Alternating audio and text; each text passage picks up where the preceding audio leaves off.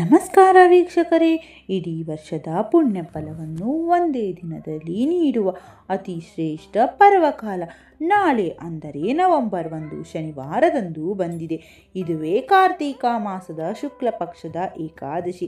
ಈ ಏಕಾದಶಿಯನ್ನು ದೇವುತ್ತನ ಏಕಾದಶಿ ಅಥವಾ ಪ್ರಬೋಧಿನಿ ಏಕಾದಶಿ ಎಂದು ಕರೆಯುತ್ತಾರೆ. ವಿಶೇಷವಾಗಿ ಶನಿವಾರದಂದು ಈ ಕಾರ್ತೀಕ ಏಕಾದಶಿ ಬಂದಿರುವುದು ಅತಿ ಅಪರೂಪ ಮತ್ತು ಶಕ್ತಿಶಾಲಿ ಸಂಯೋಗವಾಗಿದೆ.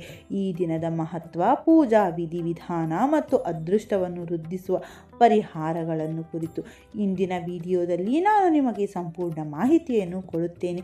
ಅದಕ್ಕೂ ಮೊದಲು ನೀವಿನ್ನೂ ನಮ್ಮ ಚಾನಲ್ಗೆ ಸಬ್ಸ್ಕ್ರೈಬ್ ಆಗಿಲ್ಲವೆಂದರೆ ದಯವಿಟ್ಟು ನಮ್ಮ ಚಾನಲನ್ನು ಸಬ್ಸ್ಕ್ರೈಬ್ ಮಾಡಿಕೊಂಡು ನಮಗೆ ಪ್ರೋತ್ಸಾಹಿಸಿ. ಕಾರ್ತೀಕ ಏಕಾದಶಿಯು ಏಕೆ ಶ್ರೇಷ್ಠ? ಏಕೆಂದರೆ ಯೋಗ ನಿದ್ರೆಯಿಂದ ಅಂತ್ಯಗೊಂಡ ದಿನ ಇದು. ಇಂದಿನಿಂದಲೇ 4 ತಿಂಗಳ ಕಾಲ ಯೋಗ ನಿದ್ರೆಯಲ್ಲಿದ್ದ ಮಹಾವಿಷ್ಣುವು ಎಚ್ಚರಗೊಳ್ಳುತ್ತಾನೆ. ಹಾಗಾಗಿ ಈ ದಿನವು ವಿಷ್ಣು ಸ್ವರೂಪನಾದ ಶ್ರೀ ವೆಂಕಟೇಶ್ವರ ಸ್ವಾಮಿಯನ್ನು ಪೂಜಿಸಿದರೆ ಸಕಲ ಪಾಪಗಳೆಲ್ಲ ತಕ್ಷಣವೇ ನಿವಾರಣೆಯಾಗಿ ಬಯಸಿದ ಕೋರಿಕೆಗಳೆಲ್ಲ ತಕ್ಷಣವೇ ಈಡೇರುತ್ತವೆ. ಈ ದಿನ ದೀಪಾರಾಧನೆ ಮಾಡುವುದು ಅತ್ಯಂತ ಪುಣ್ಯಕರ ಕಾರ್ಯ. ಕಾರ್ತೀಕ ಮಾಸದಲ್ಲಿ ಪ್ರತಿದಿನ ದೀಪಾರಾಧನೆ ಮಾಡಲು ಸಾಧ್ಯವಾಗದವರು ಕೇವಲ ಈ ಏಕಾದಶಿಯ ದಿನದಂದು ಒಂದು ಸಣ್ಣ ದೀಪ ಬೆಳಗಿಸಿದರೂ ಸಹ ಸಾವಿರಾರು ಪಟ್ಟು ಅಧಿಕ ಪುಣ್ಯಫಲ ಲಭಿಸುತ್ತದೆ. ಇನ್ನು ಯಾವ ತಿಥಿಯಲ್ಲಿ ನಾವು ಉಪವಾಸವನ್ನು ಕೈಗೊಳ್ಳಬೇಕು ಅಂತ ನೋಡುವುದಾದರೆ ನವೆಂಬರ್ 1 ಬೆಳಗ್ಗೆ 9:11 ಏಕಾದಶಿಯು ಪ್ರಾರಂಭವಾಗಿ ನವೆಂಬರ್ 2 ಬೆಳಗ್ಗೆ 7:31 ಮುಕ್ತಾಯಗೊಳ್ಳುತ್ತದೆ. ಬೆಳಗ್ಗೆ ಬೇಗನೆ ಎದ್ದು ಮನೆಯನ್ನು ಶುದ್ಧೀಕರಿಸಬೇಕು, ಪೂಜೆಯನ್ನು ಆರಂಭಿಸಬೇಕು. ಮನೆ ಹೊಸ್ತಿಲಿಗೆ ಅರಿಶಿಣದ ಲೇಪ ಹಚ್ಚಿ ಅಕ್ಕಿ ಹಿಟ್ಟಿನಿಂದ ರಂಗೋಲಿ ಹಾಕಿ ಅರಿಶಿಣದ ನೀರು, ಗಂಗಾಜಲ ಅಥವಾ ಗೋಮೂತ್ರವನ್ನು ಮನೆಯಲ್ಲೆಲ್ಲ ಸಿಂಪಡಿಸಿ ಶುದ್ಧ ಮಾಡಿಕೊಳ್ಳಬೇಕು. ದೇವರ ಮನೆಯಲ್ಲಿ ಒಂದು ತಾಮ್ರದ ಚೊಂಬಿನಲ್ಲಿ ನೀರು ತುಂಬಿಡಬೇಕು. ದೇವರ ಮನೆಯಲ್ಲಿ ವಿಷ್ಣು ಮೂರ್ತಿ, ವೆಂಕಟೇಶ್ವರ ಸ್ವಾಮಿಯ ಮೂರ್ತಿ ಅಥವಾ ಫೋಟೋಗೆ ಹೂವಿನಿಂದ ಅಲಂಕರಿಸಿ ಗಂಧ ಹಚ್ಚಿ ಕುಂಕುಮದಿಂದ ಬೊಟ್ಟನ್ನು ಇಡಿ. ತುಳಸಿ ಮಾಲೆ ಅಥವಾ ತುಳಸಿ ದಳಗಳನ್ನು ತಪ್ಪದೇ ಅರ್ಪಿಸಿ. ನೀವು ಎಷ್ಟೇ ಪೂಜೆ ಪುನಸ್ಕಾರಗಳನ್ನು ಮಾಡಿದರೂ ಈ ದಿನ ತುಳಸಿ ಸಮರ್ಪಿಸದೇ ಇದ್ದರೆ ಆ ಪೂಜೆಗೆ ಯಾವುದೇ ಫಲವಿಲ್ಲ. ಕೇವಲ ಭಕ್ತಿಯಿಂದ ತುಳಸಿಯನ್ನು ಅರ್ಪಿಸಿದರೂ ಸಾಕು, ನಿಮ್ಮ ಕೋರಿಕೆ ಖಂಡಿತ ಈಡೇರುತ್ತದೆ. ಈ ಕಾರ್ತೀಕ ಏಕಾದಶಿಯ ದಿನ ಹಿಟ್ಟಿನ ದೀಪಾರಾಧನೆಗೆ ಬಹಳ ಶಕ್ತಿ ಇದೆ.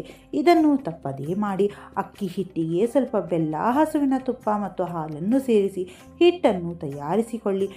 5 ಹಿಟ್ಟಿನ ದೀಪವನ್ನು ತಯಾರಿಸಿ ದೀಪಗಳಿಗೆ ಕುಂಕುಮದ ಬೊಟ್ಟು ಇಟ್ಟು ದೀಪಕ್ಕೆ ಹಸುವಿನ ತುಪ್ಪವನ್ನು ಹಾಕಿ ಪ್ರತಿ ದೀಪಕ್ಕೂ 5 ಬತ್ತಿಯನ್ನು ಸೇರಿಸಿ ದೀಪಾರಾಧನೆ ಮಾಡಿ. ಹಿಟ್ಟಿನ ದೀಪವು ವೆಂಕಟೇಶ್ವರ ಸ್ವಾಮಿಗೆ ಅತ್ಯಂತ ಇಷ್ಟವಾದ ದೀಪಗಳಲ್ಲಿ ಒಂದಾಗಿದೆ.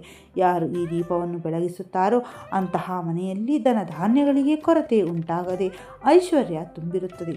ಪೂಜೆಯ ಸಮಯದಲ್ಲಿ ತಪ್ಪದೆ ಈ ನಿಯಮಗಳನ್ನು ಪಾಲಿಸಿ. ಗೋವಿಂದ ನಾಮವನ್ನು ಓದಿಕೊಳ್ಳಿ.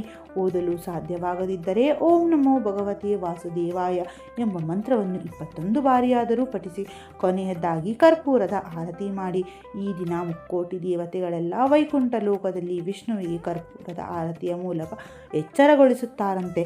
ಕರ್ಪೂರದ ಆರತಿ ಸಮರ್ಪಿಸಿ ಭಕ್ತಿ ಶ್ರದ್ಧೆಗಳಿಂದ ನಮಸ್ಕರಿಸಿಕೊಂಡರೆ ಅಕಾಲ ಮೃತ್ಯು ದೋಷಗಳೆಲ್ಲ ತಕ್ಷಣ ನಿವಾರಣೆಯಾಗುತ್ತದೆ. ತಲೆಯ ಮೇಲೆ ಅಕ್ಷತೆ ಹಾಕಿಕೊಂಡು ಕೊನೆಯದಾಗಿ 3 ಪ್ರದಕ್ಷಿಣೆಗಳನ್ನು ಹಾಕುತ್ತಾ ನಿಮ್ಮ ಕೋರಿಕೆಗಳನ್ನು ಮನಸ್ಸಿನಲ್ಲಿ ಪ್ರಾರ್ಥಿಸಿ ನಮಸ್ಕಾರ ಮಾಡಿಕೊಳ್ಳಿ. ಈ ದಿನ ಉಪವಾಸ ಮಾಡಿದರೆ 1000 ಅಶ್ವಮೇಧ ಯಾಗಗಳನ್ನು ಮಾಡಿದಷ್ಟು ಪುಣ್ಯ ಫಲ ಲಭಿಸುತ್ತದೆ. ಸಂಪೂರ್ಣ ಉಪವಾಸ ಮಾಡಲು ಸಾಧ್ಯವಾಗದಿದ್ದರೂ ಹಾಲು ಹಣ್ಣನ್ನು ಸ್ವೀಕರಿಸಬಹುದು. ದೇವಾಲಯಕ್ಕೆ ದರ್ಶನ ಕೊಡಿ. ಬ್ರಹ್ಮದೇವರು ನಾರದ ಮಹರ್ಷಿಗೆ ಹೇಳಿದಂತೆ ಈ ಏಕಾದಶಿಯ ದಿನ ವಿಷ್ಣು ಮೂರ್ತಿಯ ದರ್ಶನ ಮಾಡಿಕೊಂಡರೆ ಕೋಟಿ ಪಟ್ಟು ಪುಣ್ಯ ಲಭಿಸುತ್ತದೆ. ಸಂಧ್ಯೆ ಪ್ರದೋಷ ಕಾಲದಲ್ಲಿ ಸಾಯಂಕಾಲ 5 ಗಂಟೆಯ ನಂತರ ಯಾವುದಾದರೂ ವಿಷ್ಣು ಅಥವಾ ವೆಂಕಟೇಶ್ವರ ಸ್ವಾಮಿಯ ದೇವಾಲಯಕ್ಕೆ ಹೋಗಿ ದೀಪ ಬೆಳಗಿಸಿ. ಈ ಏಕಾದಶಿಯಂದು ಈ ಕೆಲಸಗಳನ್ನು ತಪ್ಪದೇ ಮಾಡಿ. ನೆಲ್ಲಿಕಾಯಿ ದೀಪಾರಾಧನೆ. ನೆಲ್ಲಿಕಾಯಿಯ ಮರವನ್ನು ವಿಷ್ಣು ಸ್ವರೂಪ ಎಂದು ಪರಿಗಣಿಸಲಾಗುತ್ತದೆ. ನೆಲ್ಲಿಕಾಯಿಯ ದೀಪವನ್ನು ನೆಲ್ಲಿಕಾಯಿಯ ಮರದ ಕೆಳಗೆ ಅಥವಾ ತುಳಸಿ ಕಟ್ಟೆಯಲ್ಲಿ ಬೆಳಗಿಸಿದರೆ ಅಖಂಡ ಪುಣ್ಯ ಫಲ ಪ್ರಾಪ್ತಿಯಾಗುತ್ತದೆ. ತುಳಸಿ ಪೂಜೆಯನ್ನು ಮಾಡಿ. ತುಳಸಿ ವಿಷ್ಣು ಮೂರ್ತಿಗೆ ಪ್ರಿಯವಾದದ್ದು ಹಾಗೂ ಲಕ್ಷ್ಮೀ ದೇವಿ ಎಂದು ಭಾವಿಸಲಾಗುತ್ತದೆ. ತುಳಸಿ ಕಟ್ಟೆಯನ್ನು ಪೂಜಿಸಿ ದೀಪವನ್ನು ಬೆಳಗಿಸಿ 5 ಪ್ರದಕ್ಷಿಣೆ ಹಾಕಿ ನಮಸ್ಕರಿಸಿದರೆ ಮಹಾಲಕ್ಷ್ಮಿಯ ಆಶೀರ್ವಾದ ಲಭಿಸುತ್ತದೆ. ಮದುವೆಯಲ್ಲಿ ಅಡೆತಡೆ ಇದ್ದವರು ತುಪ್ಪದ 5 ದೀಪಗಳನ್ನು ಬೆಳಗಿಸಿ ಆರತಿ ಸಮರ್ಪಿಸಿದರೆ ಕಂಕಣ ಭಾಗ್ಯ ಕೂಡಿ ಬರುತ್ತದೆ. ಇನ್ನು ಅರಳಿ ಮರದ ಪೂಜೆಯನ್ನು ಖಂಡಿತವಾಗಿಯೂ ಮಾಡಿ. ಅರಳಿ ಮರದಲ್ಲಿ ವಿಷ್ಣುಮೂರ್ತಿಯು ನೆಲೆಸಿರುತ್ತಾರೆ. ಆರ್ಥಿಕ ಸಮಸ್ಯೆ ಇರುವವರು ಅರಳಿ ಮರಕ್ಕೆ ನೀರನ್ನು ಅರ್ಪಿಸಿ 5 ಪ್ರದಕ್ಷಿಣೆ ಹಾಕಿ ಅರಳಿ ಮರದ ಕೆಳಗೆ 2 ದೀಪಗಳನ್ನು ಬೆಳಗಿಸಿದರೆ ಲಕ್ಷ್ಮೀನಾರಾಯಣರು ಸಂತೋಷಗೊಂಡು ಅಖಂಡ ಐಶ್ವರ್ಯ ಕರುಣಿಸುತ್ತಾರೆ. ಇನ್ನು ಗೋಮಾತೆಯ ಪೂಜೆ ಕಡ್ಡಾಯವಾಗಿ ಹಸುವಿಗೆ ಬಾಳೆಹಣ್ಣನ್ನು ತಿನ್ನಿಸಿ ಪ್ರದಕ್ಷಿಣೆ ಹಾಕಿದರೆ ಜಾತಕ ದೋಷಗಳೆಲ್ಲ ನಿವಾರಣೆಯಾಗಿ ವಿಪರೀತ ಅದೃಷ್ಟ ಒಲಿದು ಬರುತ್ತದೆ. ಬಡವರಿಗೆ ದಾನ ಧರ್ಮ ಮಾಡಿ ಗೋಧಿ, ಅಕ್ಕಿ, ಬೆಲ್ಲವನ್ನು ದಾನ ಮಾಡಿದರೆ ಮನೆಗೆ ಸಂಪತ್ತು ವಿಪರೀತವಾಗಿ ಹೆಚ್ಚಾಗುತ್ತದೆ. ಈ ದಿನ ಅನ್ನದಾನ ಮಾಡಿದರೆ ಕೋಟಿ ಜನರಿಗೆ ಅನ್ನದಾನ ಮಾಡಿದಷ್ಟು ಪುಣ್ಯ ದೊರೆಯುತ್ತದೆ. ನೀವು ಜೀವನದಲ್ಲಿ ಉನ್ನತ ಮಟ್ಟಕ್ಕೆ ಬೆಳೆಯಬೇಕೆಂದು ಬಯಸಿದರೆ ಈ ದಿನ ವಿಷ್ಣು ಸ್ವರೂಪಿಯಾದ ಆಮೆಯ ವಿಗ್ರಹವನ್ನು ತಂದು ನಿಮ್ಮ ಪೂಜಾ ಕೋಣೆಯಲ್ಲಿ ಇಟ್ಟುಕೊಳ್ಳಿ. ಈ ದೇವಿ ಸ್ವಂತ ನಿಮ್ಮ ಮನೆಗೆ ಹೆಜ್ಜೆ ಇಡಬೇಕೆಂದರೆ ಮನೆಯಲ್ಲಿ ತುಳಸಿ ಗಿಡ ಇಲ್ಲದವರು ಈ ದಿನ ತುಳಸಿ ಗಿಡವನ್ನು ತಂದು ನೆಡಬೇಕು. ಶ್ರೀಮಂತರಾಗಬೇಕೆಂದು ಬಯಸುವವರು ಬೆಳಗ್ಗೆ ಪೂಜೆಯಲ್ಲಿ ಇಟ್ಟ ತುಳಸಿ ಎಲೆಯನ್ನು ನಿಮ್ಮ ಬೀರುವಿನಲ್ಲಿ ಇಟ್ಟುಕೊಳ್ಳಿ. ಧನ ಸಂಪತ್ತಿನ ಸಮಸ್ಯೆಗಳೆಲ್ಲ ತಕ್ಷಣವೇ ನಿವಾರಣೆಯಾಗಿ ನಿಮಗೆ ಚೆನ್ನಾಗಿ ಅಭಿವೃದ್ಧಿ ಹೊಂದುತ್ತೀರಾ. ಮುಖ್ಯವಾಗಿ ಈ ಏಕಾದಶಿಯ ದಿನದಂದು ತಲೆಗೆ ಎಣ್ಣೆ ಹಚ್ಚಿಕೊಳ್ಳಬಾರದು. ಹಾಗೆ ಮಾಡಿದರೆ ಆಯುಷು ಕ್ಷೀಣಿಸುತ್ತದೆ. ವಿಷ್ಣು ಭಗವಂತ ಸಂಪೂರ್ಣ ಅನುಗ್ರಹದಿಂದ ನಿಮ್ಮ ಜೀವನ ಸುಖಕರವಾಗಿ ಧನ ಸಂಪತ್ತು ವೃದ್ಧಿಯಾಗಲಿ.